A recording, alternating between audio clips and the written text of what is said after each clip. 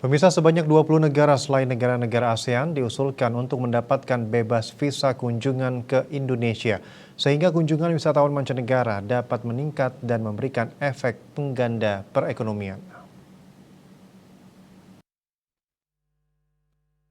Menurut Menteri Pariwisata dan Ekonomi Kreatif Menparekraf Sandiaga Uno, dipantau dari keterangan daringnya di kanal YouTube Sekretariat Presiden, 20 negara yang dimaksud yaitu Australia, China, India, Korea Selatan, Amerika Serikat, Inggris, Prancis, Jerman, Qatar, Uni Emirat Arab, Arab Saudi, Belanda, Jepang, Rusia, Taiwan, Selandia Baru, Italia, dan Spanyol.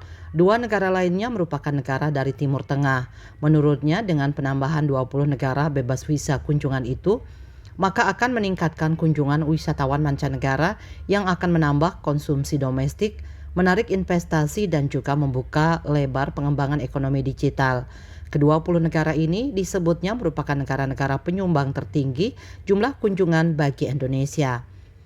Berdasarkan data Badan Pusat Statistik, jumlah kunjungan Wisman pada Oktober 2023 mencapai 978,50 ribu kunjungan.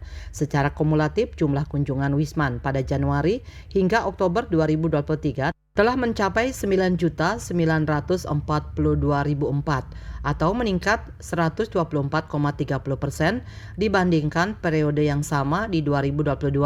Jumlah tersebut telah melampaui 111,67% dari target batas atas kunjungan Wisman yang telah ditetapkan.